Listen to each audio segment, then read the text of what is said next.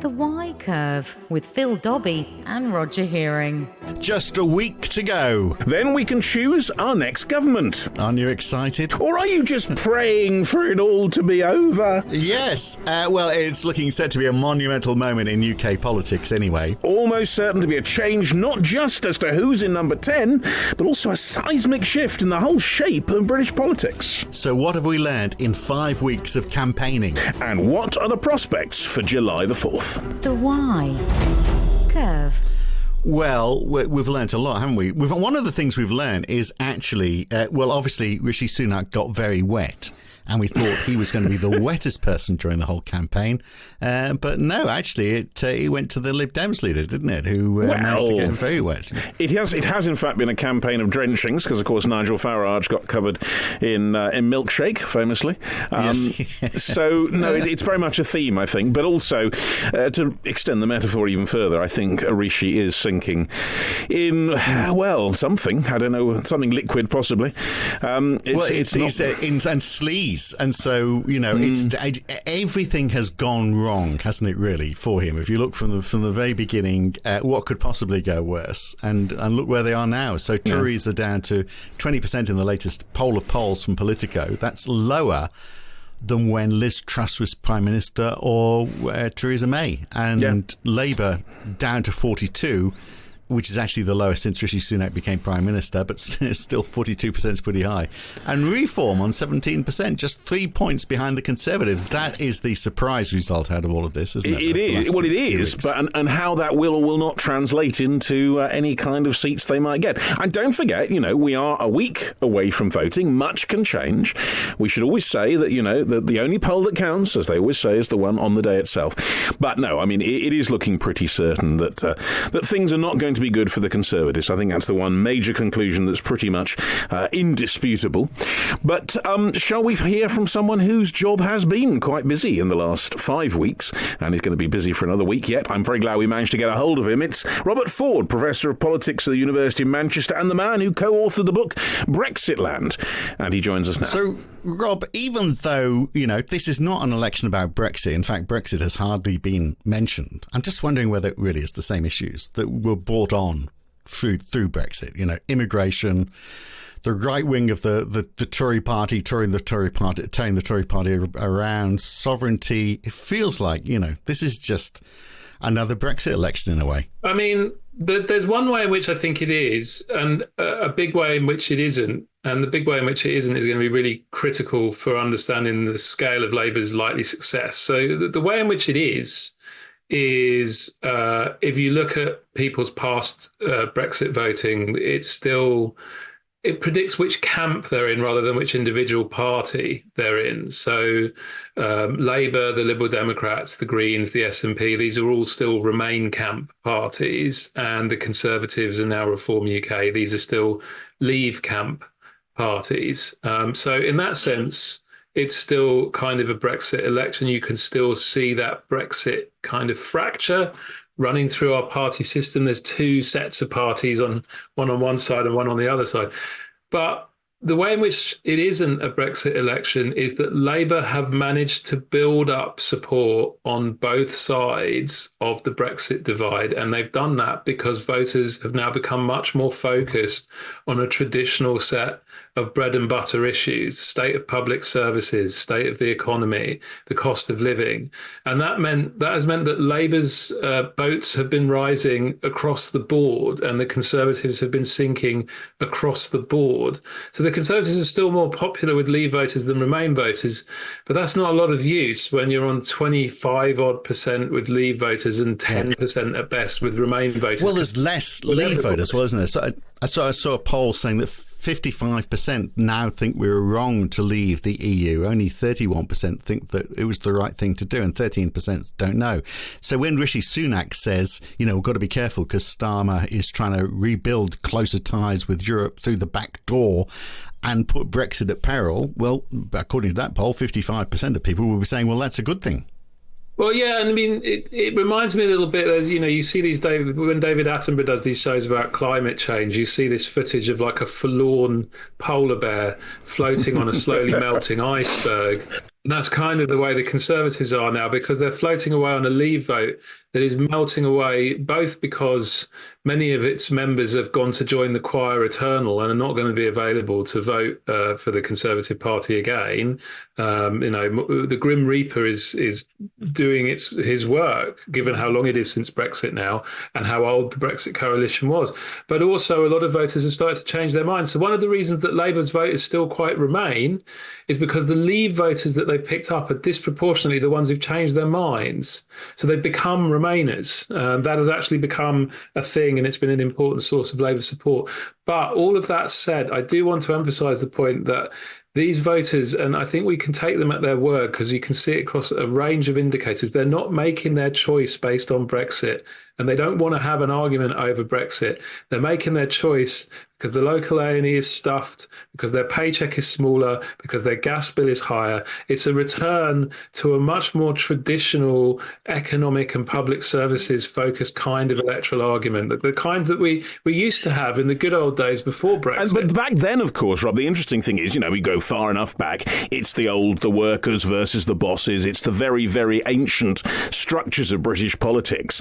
But now it feels completely different. It feels as if we're moving into something that is totally uncharted territory for British elections, certainly in the last century, where one of the most successful political organisation in Europe seems to be holed below the waterline. I mean, the changes in the way the new House of Commons is going to look are unprecedented, it seems to me. Yes, that's right, Roger. I mean, if the polls are anywhere near correct, then we're potentially looking at the biggest swing ever in a universal franchise election and the biggest change in the composition of the House of Commons, perhaps since the 1906 Liberal landslide, perhaps since as far back as we can go in the record books.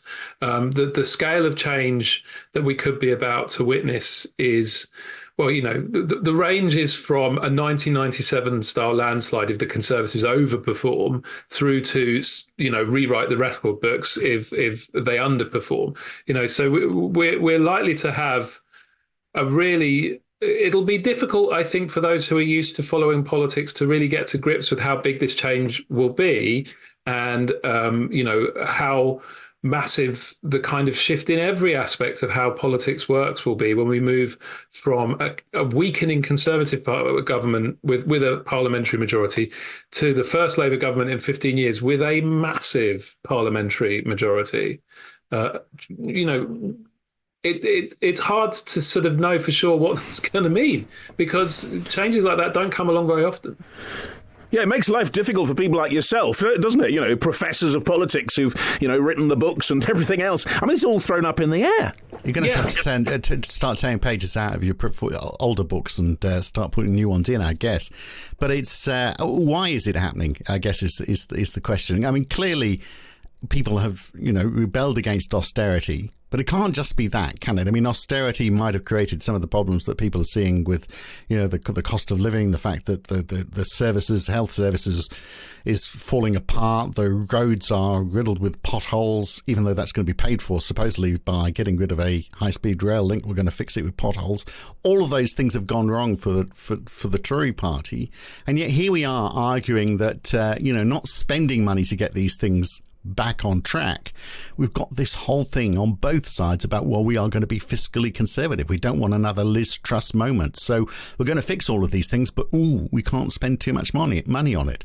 That seems like two sides of politics arguing exactly the same thing. Well, I mean, it is difficult for Labour at that point, and I'll come back to that in a second. I just wanted to pick up your point about what's driving this, because that's going to be a question I'm going to spend a lot of time in the next year thinking about when I try and write up this election and this Parliament in my next book. It's going to be a fascinating thing to try and figure out. And I think the important thing to bear in mind with any big change election, and it's often forgotten because we all want like a tagline, 1997 was Blair's landslide or 1979 was the switch to Thatcherism or whatever. And it's never that simple in reality. There's always a whole bunch of moving parts that come together to produce such a big shift in the electorate. So, just off the top of my head, here's a few of the things that I think are going into this. One is the demographic changes, which I hinted at with regards to the polar bear and the melting iceberg. The Conservative electorate of 2019 has literally been dying off, and the groups that Labour are strongest with have been growing. Then you've got the Liz Truss moment and the loss of economic competence. You've got the Boris Johnson moment and the loss of public trust and the public anger about that with Partygate and so on. You've got Labour moving to the centre ground. Corbyn was a major constraint on support for Labour in 2019. A lot of people didn't want Boris Johnson's brand of Brexit, but thought that Jeremy Corbyn's brand of socialism was even worse. So they stayed in the Tory coalition unhappily. They're leaving in droves. Now, you've got Labour getting back onto the pitch in terms of basic competence and management. Currently, the polling shows that Labour is seen as better able to manage every single major issue on the agenda than the Conservatives, more trusted, seen as more competent on every single issue, from immigration and national security and the war in Ukraine and all these traditionally Tory topics, all the way through to public services and the NHS. Every single one, Labour lead. Even Tony Blair did not achieve that. And then you've got things like the general sense of decline in the country and demand for change. Long-running polling shows that sense that things are getting worse and big changes are needed has never been higher than it is now. Right. So there's lots and lots of moving parts to this. Yeah, absolutely. But then that gets back to the whole thing. Big changes are needed, but everyone is going, but, we don't want the government to spend too much on it because of that Liz Truss moment. So I wonder if... Well, personally, I think that's a misinterpretation of the Liz Truss moment. I don't think that the Liz Truss moment showed that people or indeed markets aren't ready for governments to spend more money. The problem with Liz Truss was that she thought you could just completely slash taxes and blow an enormous hole in the budget right after the biggest spending splurge in history. And she and her chancellor were manifestly not competent. The markets could see it and the public could see it. One of the things that stuck out for me about this very long and exhausting election campaign is that in the debates, when questions about tax have been put to the leaders, as they have been and as they should be, the Conservatives have stuck very strongly to a line of we are the party who are going to cut your taxes in the future. And Labour have been very cautious, but have been, sticking to their very sort of finely defined, these are the following tax rises that will go up and here's what you'll get for it. Now, Labour have been getting applause from every audience every time they talk about putting up taxes. The SNP have been getting applause when they talk about putting up taxes even more and saying that actually Labour aren't levelling with you and taxes have got to go up more. Whereas when Penny Mordaunt or Rishi Sunak says, I'm going to cut your taxes, it's crickets, it's tumbleweed. There's no reaction. I think this is a public that recognises the magnitude of the mess we are in. And it's the legacy issue as well, isn't it? Because Rishi Sunak can say, oh, look, we're going to bring your taxes down. But everyone's thinking, well, hang on a second. You've put them up so much. You're talking about taking down something that you put up in the first place. But the taxes go up, but there's no benefit. That's the point. You don't see the benefit.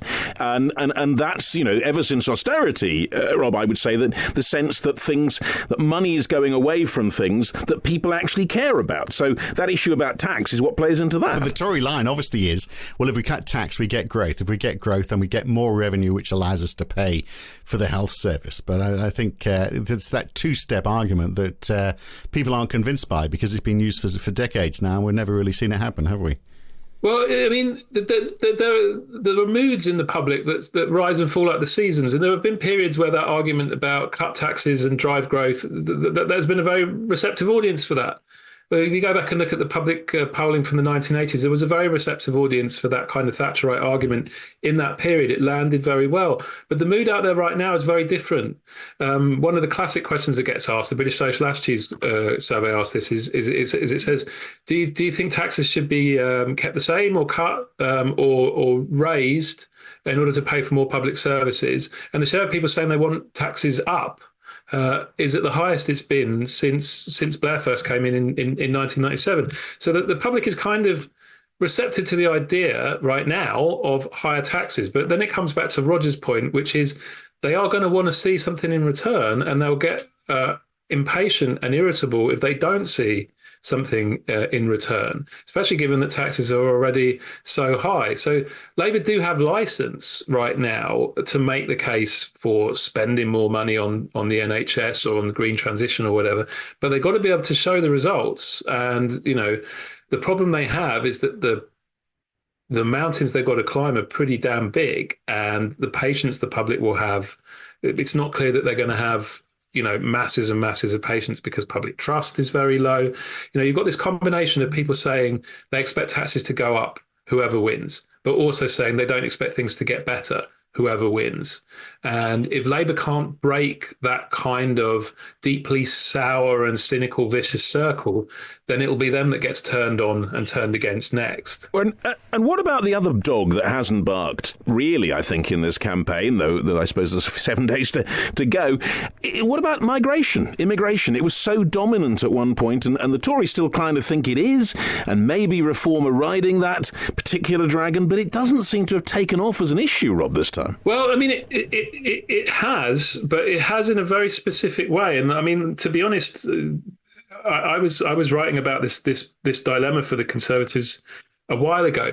The problem is that the politics of immigration has changed from the way it was the last time that they first, when the Conservatives first came in 2010 or in 2005 or in 2015, the immigration issue split both parties' electorates. You had a bunch of Conservative voters who were worried about immigration. You had a bunch of Labour voters who were worried about immigration. It was a top 3 issue for both parties' supporters. Both parties needed to provide an answer on it, or they were going to face a challenge from Mr. Farage and elsewhere. That is no longer the case.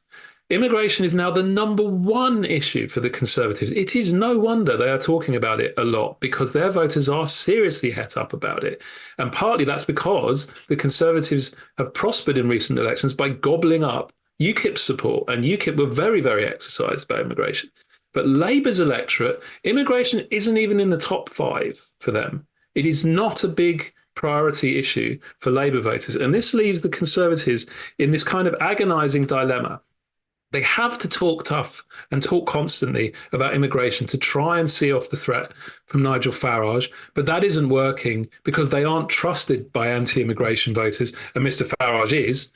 But when they spend all of their time talking about small boats and Rwanda and cutting the numbers, then swing voters who are going over to Labour and the Liberal Democrats are saying, well, what have you got to say about my bills? What have you got to say about my local hospital? What have you got to say about public services? Why are you talking only to yourselves and to these voters who like Mr. Farage, who aren't anything like me?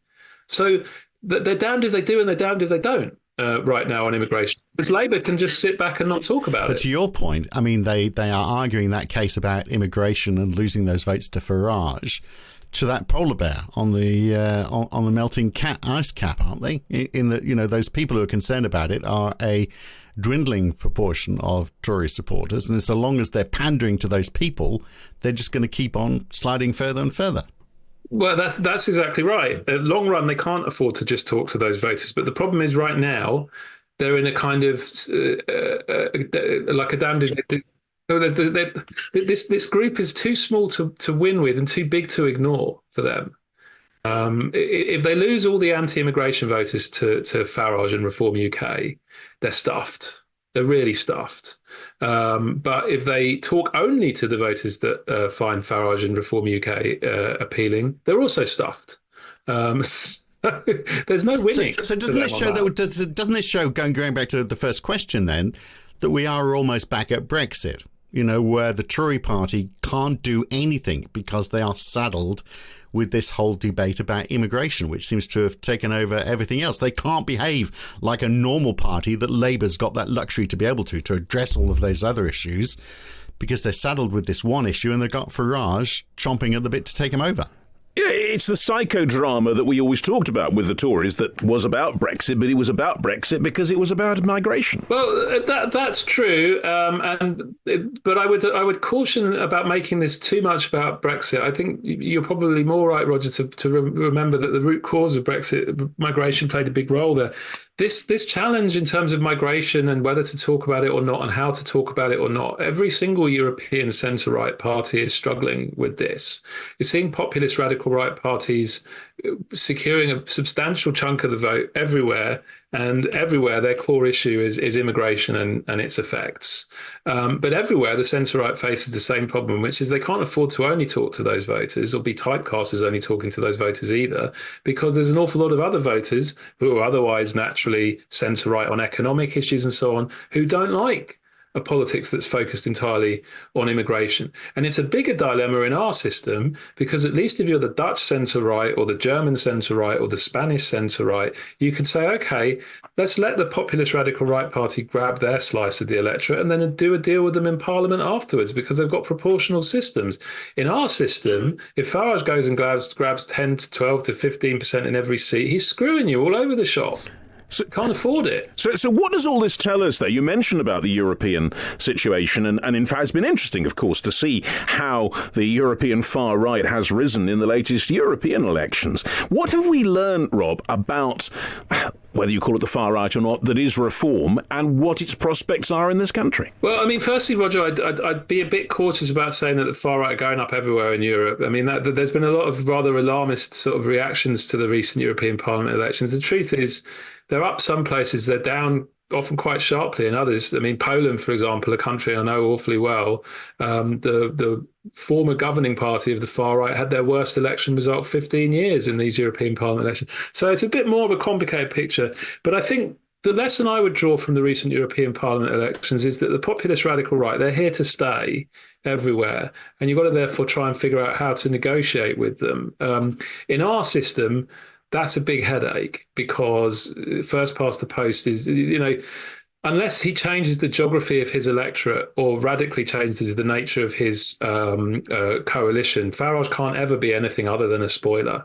His voters there's not enough of them, and they're too evenly spread. All he does is harm the Conservatives and help their opponents. I mean, he will deny this till the cows come home, but that's the truth of the matter. Well, yeah, and it'll work for him. He might get a few seats, so he gets a voice in Westminster, which is something he's never had before. But also he gets a massive voice within the Conservative Party, because coming back to Roger's question about reform and what they're going to mean, well, they get, say, 10%, 12%, 14% of the vote next week. The entire subsequent Conservative leadership contest is going to be about Farage for or against in some form or other.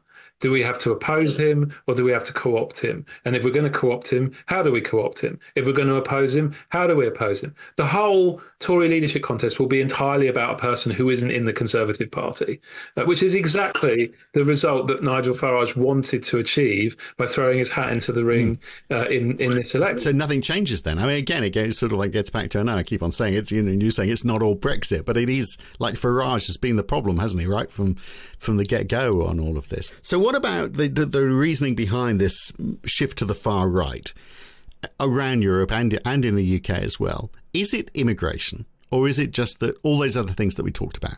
Stuff isn't working. The health service has got queues. We don't feel as well off as we used to be. And, what was it like, when things were going well? Oh, we didn't have quite so many migrants. That must be the issue. And a push against the elite, which I think is a thing that perhaps even unites us potentially with what's across the Atlantic, Rob, a sense that the elite, in one form or another, has failed. Well, I mean, again, sorry to just sort of push back a little bit against this idea of a shift to the far right in Europe. It really isn't. And I must keep emphasising this point, because I think there's some rather alarmist sort of over-interpretation of this. The FN in France, they're not new. The PVV in the Netherlands are not new. The Vlaams Belang in Belgium, they're not new. These are not new parties in lots of places. Freedom Party in Austria. There are some that are broken through in Spain and Portugal. And there are some that are doing better than they used to, like the Sweden Democrats. But this idea of a Europe-wide shift to the far right, it's overcooking it a little bit. But that said, they are everywhere, and they're now part of the furniture. And why is that? Well, firstly, it is clear that everywhere their core issue is immigration, and it is clear that everywhere their core electorate is people who don't like immigration. And I think this reflects a widespread demographic and social reality across Europe and across the Western world. It's true in the US and Canada and Australia too, which is we have wealthy, aging societies in this world, and then we have much poorer, much younger societies near to them. And there is a natural tendency, a hard-to-resist tendency, for people to move from one to the other. And some people are fine with that and, actively embrace it. And some people find that deeply disruptive and threatening.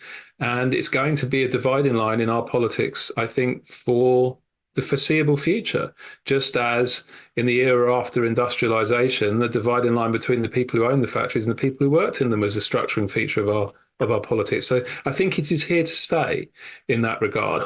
And I think it overlaps with the point that you made about elites, because everywhere in Europe there is a suspicion, and it's not a suspicion entirely without reason, that the mainstream political elites of both left and right probably favour more immigration than the average voter in their country does, because they see it as part of the solution to a variety of the economic and demographic problems that countries face. How are we going to get care workers? How are we going to get people to staff our healthcare system? Who are we going to get to pick our crops? And so on. They can see immigration as a solution to those problems, even if voters don't necessarily like it as a solution to their problems. So it creates a kind of anti-elite dynamic to the immigration issue, which can then also feed into another broad social trend we've seen everywhere, which is a growing loss of trust in politics. So populist radical right politicians will very much sort of do the demagogic rhetoric on immigration, but they'll also direct the rhetoric in terms of these are elites who failed you, they don't care about your everyday interests, they're not solving problems for you. So the arguments about immigration specifically fall on fertile soil, because these are very often voters who have very little trust in the system as a whole. So there's picking up on that issue about trust, Rob, what about, we've spoken a lot about the Tories, but what about Labour? Assuming a week today they pick up the flag, they move into number 10, do they remain a party of what they've carefully choreographed to be a sort of party of the centre very much, or do they appeal to those on the left who have the same mistrust issues in terms of the elite? Well, I think this is going to be a very, very tough balancing act for them in government, and I think it will be very hard indeed for them to hold this coalition together for very long. I don't think the volatility of recent years is going to be at an end just because Labour wins a big or decisive victory. I think, the shifts in the sands of politics will begin again probably quite quickly into the next parliament, because, as you say, the trust issue hasn't gone away, and it's just as evident on the left as on the right. It's a fiscally constrained Labour government. They're going to have to let people down, and they're going to, if they actually genuinely want to deliver some change, that's going to require making decisions that annoy some people as well. Everybody will say they're in favour of, building more housing and reforming planning until it's housing being plonked on their patch of turf, and they get really very worked up. Well, that's easy. You just build houses on whatever the remaining Conservative electorates are. Just on the seats the Lib Dems have just won from the Conservatives. That's Yeah, I know that's that whole not in my backyard. You're right. It's a tough job for them, but they are the only sort of mainstream party in a way, aren't they? Because they can at least try and tackle all of these things. While, the immigration issue, it's important to them, but it's not as important for their voters as it is for the Tory voters. So they can sort of take that as a second order issue, really. So that's a real advantage for them, because obviously it's tearing the other side apart. Well, yeah, exactly. And it means they can use immigration pragmatically as part of a solution to some of the other pressing problems that they've got in terms of the state of healthcare. They could further expand the seasonal agricultural workers scheme to help out farmers and help to bring food prices down. They could look at bringing in more skilled worker visas in areas like construction to help move along house building.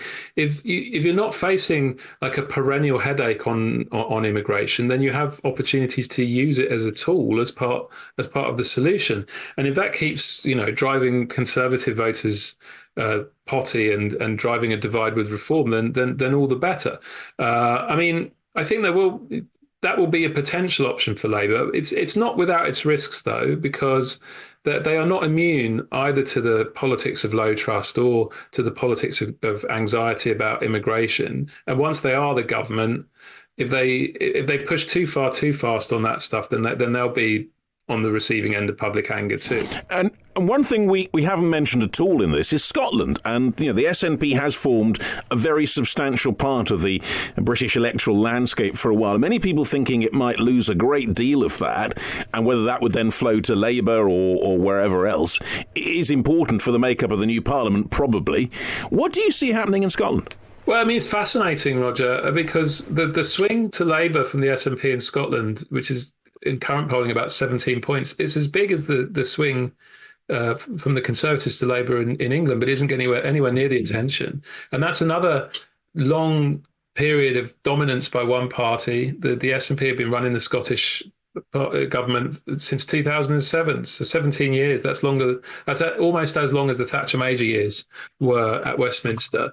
And it seems like a similar dynamic has kicked in, both anger at a government that hasn't delivered and where there's been, several scandals involving sort of petty graft and incompetence that people haven't liked. The departure of a really big, powerful, popular leader from the scene, Nicola Sturgeon. There are only two political leaders in Britain who have managed to maintain positive approval ratings for many years in succession in government. That was Tony Blair after 1997 through to the Iraq War, and Nicola Sturgeon, who maintained positive approval ratings for the best part of a decade. This basically never happens. This is sort of Don Bradman level achievement in politics these days. So when she went, it was always going to be tough to follow. And, well, Humza Yousaf didn't exactly cover himself in glory in his brief period in charge. And that has been, there's this sort of meme, this running joke doing the rounds about Keir Starmer that he's managed to trap the genie from Aladdin in Labour HQ and is just rubbing the lamp repeatedly and asking for more and more wishes. And one of the wishes would have been, could you just make the SNP blow themselves up without me needing to do anything? And that's essentially what's happened in Scotland. They've collapsed. They are now on the receiving end of the same kind of anti-government change, time for change dynamic that we have south of the border. And Labour are benefiting, despite the fact that most of the reason for that is really very little to do with them. So if Labour does do well, I mean, we know they're going to do well next week, but if they do well over the next few years, and we do start to see changes happening to the health service and the rich poor divide, and people start to feel as though they're getting their lives back on track, people are going to look back. They might remember the betting scam. I mean, it's been a Prime Minister appearing in a very soaked suit, and everything that's gone wrong before by the Tory party. It just feels like it's a catalogue of disasters. Leaving D-Day early, it just goes on. By the time this podcast is published, there'll probably be something else. It's just been everything's gone wrong for them, but not because things have happened to them, but because they've done it. They've made mistake after mistake after mistake. If it's a credible government that takes control, people are surely going to say, well, we don't want to go back to them. Not only was, not only were we not doing well, but they just showed that they couldn't govern. And it's going to be a long time before they get into power, if that is the thinking. Well, I mean, this is what I think will be one of the crucial tasks for an incoming Labour government. I mean, a line I'm very fond of from William Faulkner is, the past isn't through with us, it isn't even past. And the way I interpret that line is, there isn't a fixed story of history. It's constantly evolving. And that is really important in politics, because defining what the past meant is part of the job of any political party in any government. I'll give you a really important example. If you go back through the polling after the financial crisis, when do you think people started to blame Labour for the crash and the recession? 5 years? No, I'd say longer. 10 years? No, surely not. Well, it wasn't when they were still in charge, and it wasn't in the 2010 election campaign, when in fact most people bought Brown's narrative that it was global forces, that he did his best, he helped to bail. Yeah, it wasn't their fault. Yeah, it wasn't their fault. But if you then follow the polling through 2011, 2012, and the relentless hammering of the Labour maxed out Britain's credit card, Labour spent too much money, Labour are why we were exposed in the financial crisis. Cameron and Osborne were relentless with those lines. And by 2012, the public has changed its mind. And now it remembers that Labour were the reason the financial crisis had happened. So the public's understanding of the financial crisis changed after Labour left government, because the Conservatives developed a new story for what had happened that blamed the government that had just left. The government that is about to come in is going to have a once-in-a-generation opportunity to blame the previous administration for everything that has gone wrong in the previous few years. I mean, I remember my late mother, she always used to say, she came to this country in 1976, and she always used to say to me, she was a Dutch citizen, she never got to vote in general elections, but she would say, you can't trust Labour, Robert, they never buried the dead. We had the dead in the streets, the winter of 2010. And that was another narrative that took hold after the fact and was incredibly powerful. It lived in the minds of voters for decades. And Labour will have so many resonant stories of distress and failure that are sort of sat there floating in people's minds. They need to craft them into a narrative of those people did that to you. Don't let them in again. You can never trust them. And they need to be absolutely ruthless about that if they really want a long spell in power. You have to build the narrative. You have to be in charge of the narrative. Yeah, absolutely. So left field question for you then, just to finish off, Rob. Will Nigel Farage ever be Prime Minister? No. But he may well get to determine who the next Tory Prime Minister is. But it won't be him. Well, interesting. Right. All right. Well, we'll hold you to that, Rob. Thank you very much indeed. A week today, we will find out if any of what we've been saying, or what you've been saying, or what we've been saying is actually going to happen. Yeah, that's right. If the Tories win, I think I might just quietly delete this podcast. Good to talk, Rob. Yes. Thanks very much. But also, there's this whole thing about, proportional to the number of votes they get.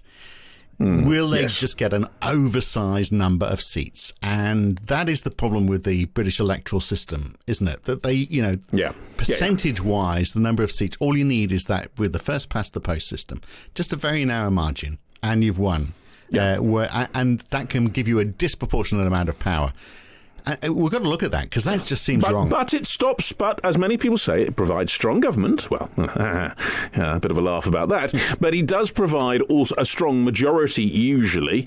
And it also means that the fringe parties, in inverted commas, don't get a look. If you happen to be perhaps, Green or Lib Dem, you might object to that.